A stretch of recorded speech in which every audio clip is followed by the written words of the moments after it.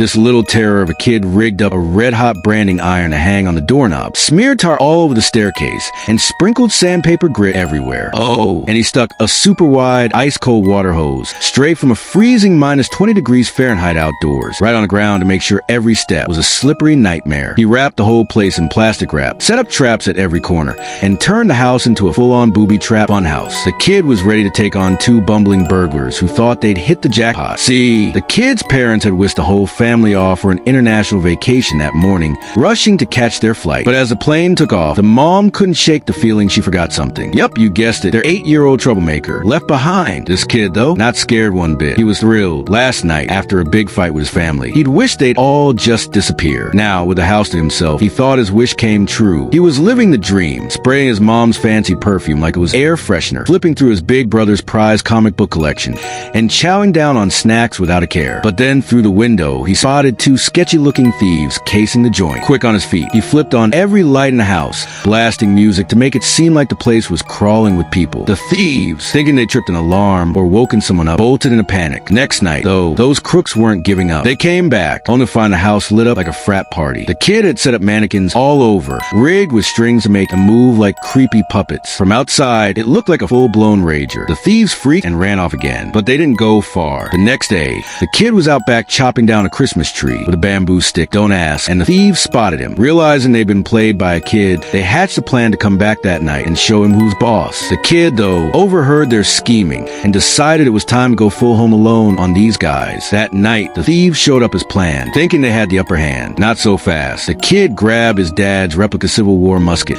took aim at the head crook, and BM nailed him right in the forehead. The guy's face twisted up like the fifth emoji in your group chat, howling in pain. He screamed at his partner to grab the kid. The second thief stuck his head in to check things out, only to get a face full of trouble. Furious, the thieves split up. The boss, still smarting, limped toward the front door, grabbing the railing for support. Big mistake. He didn't notice the doorknob, glowing red hot from the branding iron. The second his hand touched it, sizzle, you could practically smell the barbecue. Meanwhile, the other guy tried the back door, stepping right into a puddle of tar. He slipped, belted out a high-pitched yelp like he was auditioning for an opera, and face-planted. When he looked up, a bucket of ice-cold water dumped right on his head, courtesy of the kid's trap. The guy's face looked like a soggy pork chop with a freshly certified stamp on it. The boss, shaking off the doorknob burn, finally pushed the door open, only to get a flaming bag of who knows what dropped on his head. He ran out screaming, diving headfirst into a snowbank to put out the fire. When he finally yanked himself out, he looked like he'd gotten a free facial from a chimney sweep. The second thief, now barefoot after losing his shoes to the tar, tried climbing the stairs. Every step was like walking on a cheese grater, thanks to the sandpaper. After a million mishaps, the two crooks finally made it inside, thinking they'd corner the kid. The boss charged up the stairs, but the kid was ready. He grabbed the family's pet tarantula, yep, they got one of those, and chucked it right at the guy's face. The thief flailed,